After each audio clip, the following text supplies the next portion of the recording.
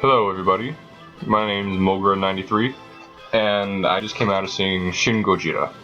Now I don't usually do these kind of video reviews. In fact, this is my only video review. But I just felt that I needed to throw my 2 cents into how the movie was. Now, for this, I'm going to kind of follow James Rolfe's lead by making this a spoiler-free, but yet there will be spoilers involved. So, my first half of the review will be spoiler-free. But when I tell you there'll be spoilers, that's when you know if you haven't seen a movie yet and you don't want to be spoiled, just shut it off. This movie knocked my socks off. I love Godzilla movies. I've seen every Godzilla movie. I have a huge Toho science fiction collection. If it's not complete, it's mostly complete. And I had to say, Shin Godzilla, aside from the first Godzilla movie, is the best Godzilla movie. I am dead serious. It seems to me that a lot of the reviewers out there say that there's a lot of talking and that kind of pins down the movie. I have to disagree. There is a lot of talking in the movie, but it by no means pulls the movie down. It makes the movie more entertaining, or it seems more dire. From what it seems. And it was a lot like older Godzilla movies directed by Ishiro Honda. Ishiro Honda's main tactic or strategy of filming a kaiju movie is that instead of having one main hero, he would have a group of heroes with different talents and different abilities who come together to overcome some horrible threat. And this is basically what Hideaki Anno does in this movie. A group of government officials, young government officials who are fed up with the bureaucratic way the government is run, basically form up to face this threat. And by following Ishiro Honda's lead, but putting a different twist on it, I made it more suitable for modern audiences. They just took what Ishiro Honda did and made it more sellable to modern audiences. Now, in terms of special effects, there's also been reviews out there that say that their effects were good, but there were some things that were a little spotty about it. I mean, now, like I say, when I disagree with these points, I'm not shitting on their view. Like, it's their opinion, they're free to have it, but I disagree. Like, the effects were really good. I tried looking for, like, spots that were, like, iffy or didn't look that great, but overall, they were pretty damn good. Some effects, even though Godzilla's CG in the movie, it straight up looks like Godzilla's in a suit. And, this isn't a big spoiler warning, but this movie is awesome, partly because Hideaki Anno and Shinji Higuchi knew what fans wanted from a Godzilla movie. The 2014 movie, while it was good, and it was a good attempt, it didn't deliver what fans wanted. It was fun, but it didn't really give fans what they wanted.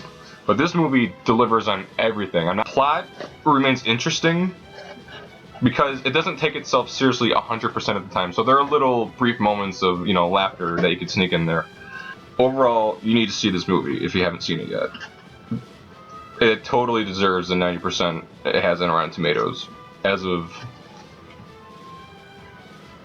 October 12th, 2016. But now, here's a spoiler section.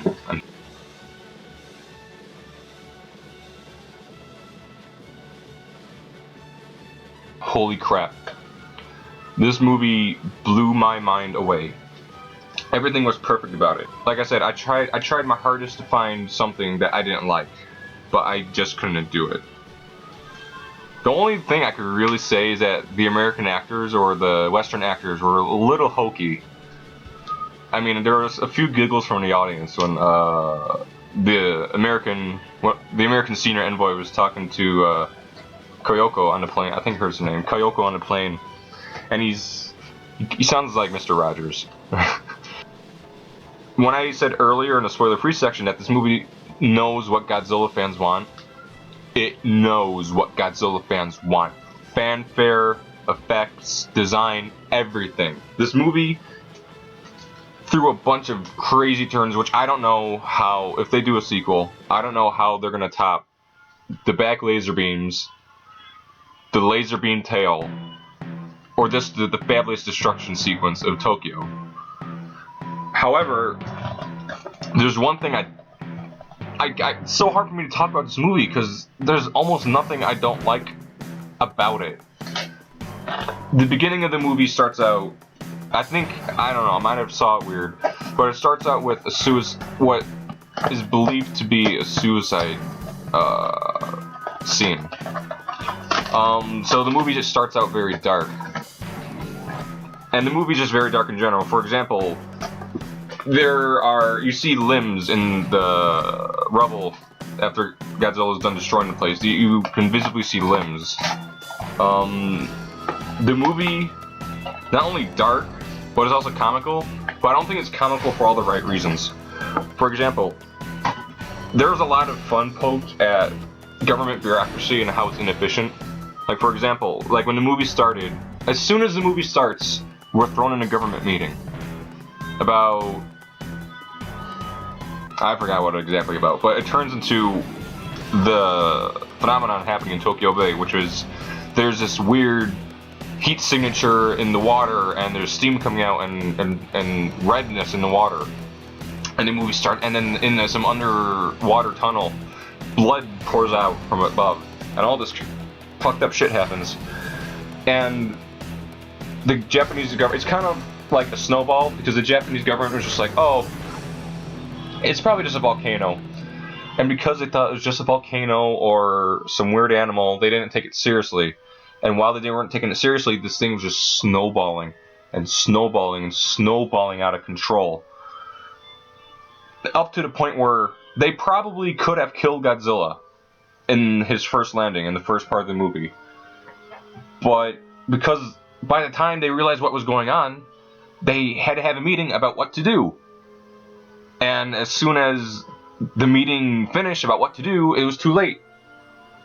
There's a meeting about getting civilians out of a certain area of Tokyo, that by the end of that meeting, that part of Tokyo has already been demolished. It's too late. So the movie's kind of funny in the sense that it pokes fun at government bureaucracy. Likewise, when I say the film's funny, there are also very, little funny tidbits in the movie. After the Prime Minister's destruction by Godzilla, there's a new Prime Minister. I couldn't read his name because when they introduce people in the movie, there's like 1 billion subtitles. There's subtitles of who's talking, there's subtitles of the person's name in Japanese. So on top of that, you need English subtitles over those subtitles. So we have 3 or 4 subtitles going on the screen. So I don't know half the people's names in the movie because I was too busy following the plot. So forgive me. So the second Prime Minister takes over, and as the movie likes to make fun of government inefficiency, it is not a more worthy person in the job. They choose the Minister of Agriculture to take over the Prime Minister's spot in the makeshift government. Which I'm not from Japan. I'm not an expert on Japan. I have never been to Japan, unfortunately. So I don't know if the Minister of Agriculture is necessarily a big position. So, but please, if anybody knows, please tell me. But this guy's not ready for the job. And what basically happens is that he's dealing with all these foreign officials, telling them what to do, and while he has his dinner, which he has ramen in front of him for dinner, and as soon as he's finished with all the foreign officials and all the people in this government, he looks down at his bowl and he says, "My ramen's soggy. This job's hard." So there's weird, quirky things like that in the movie, which I think made the story more watchable. Is the wrong word, because saying something's watchable is like saying this is mediocre but it's watchable, whereas this movie was amazing. Okay, here we go. The comedy made the movie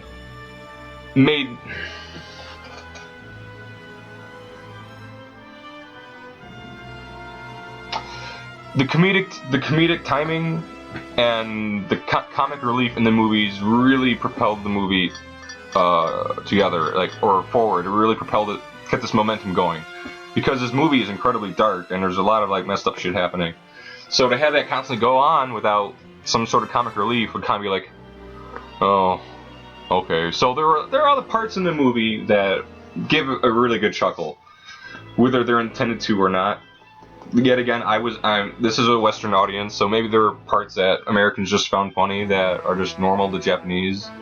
It's kind of like we would laugh at it, and a Japanese person would be like, "What the hell are you laughing at?" But it helps the movie. It doesn't make it bad.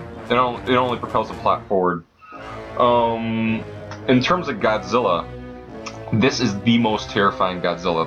Not just the fact that, you know, it has, not just because it has, you know, the jagged teeth and the messed up eyes and the tiny arms, and it almost looks as if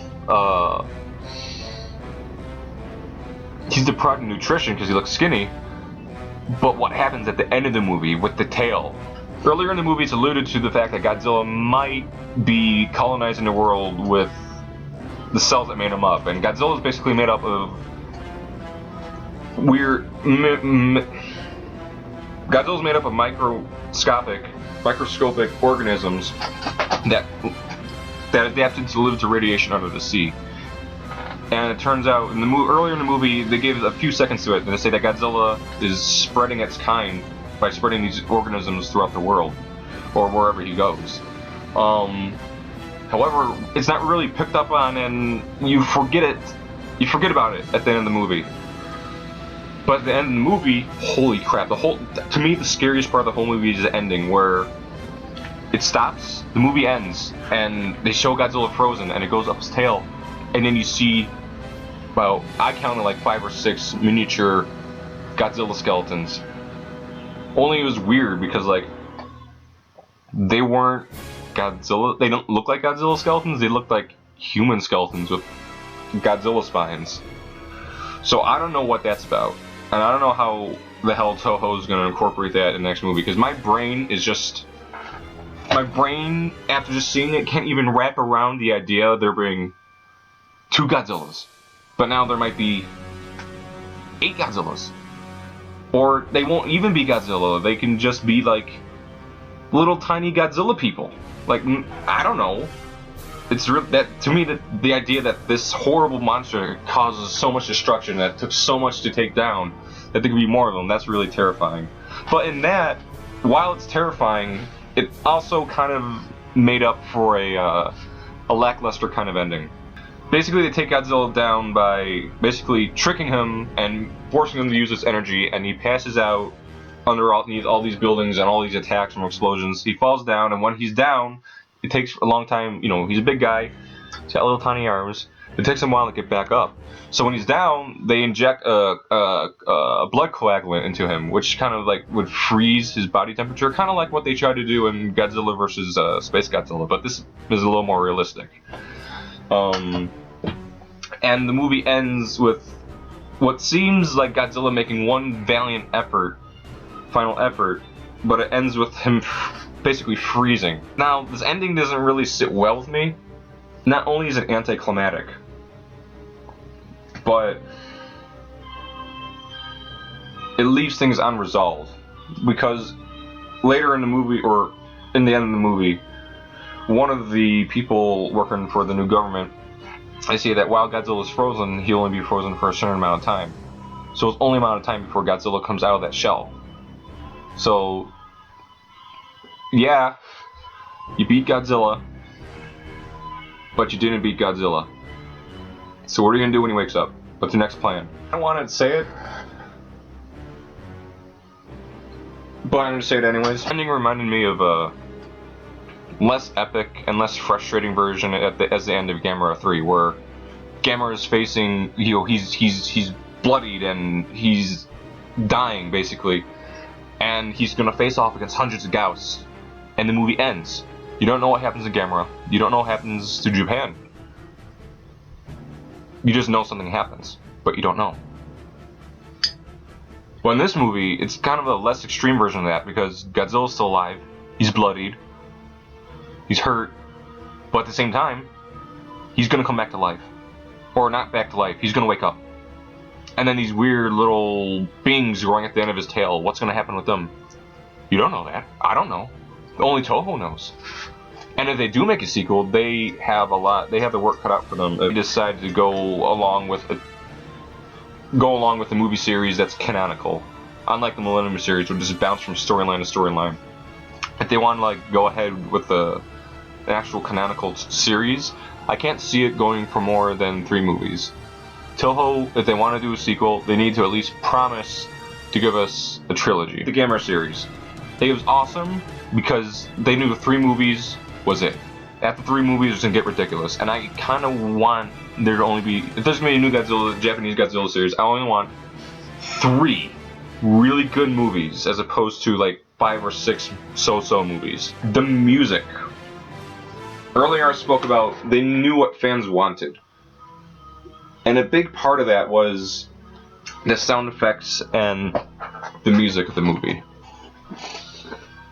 In the movie, they had the Rampage, or Godzilla's landing from the first Godzilla movie when Godzilla evolves. They have Godzilla's theme from King Kong versus Godzilla when his final evolution lands.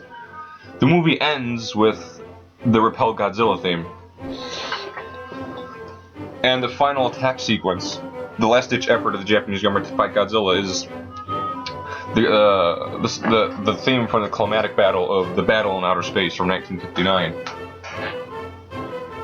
Aside from bringing back Akira Fukube's tracks, I think that Shiro Saguse, who also did the music for Evangelion, which isn't surprising because Hideaki Anno directed it, I think he did a very good job of characterizing the sense of dread and urgency in his music.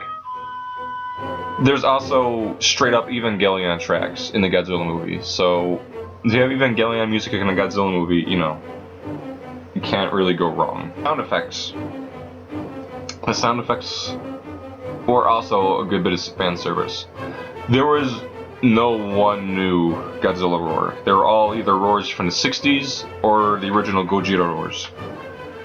And in addition to that, all of the explosions, the crash of buildings, the flying of missiles, the explosion of rockets, the shooting of rockets, they were all from Toho's sound effects from the 1960s films, which I don't know how many people in the theater caught it, but I was just like, hell yeah, shit, damn, this is a good movie. One other thing I had to add: a lot of people talk shit about the first form of Godzilla. It looked like they say it looked hokey. I didn't think it looked that hokey.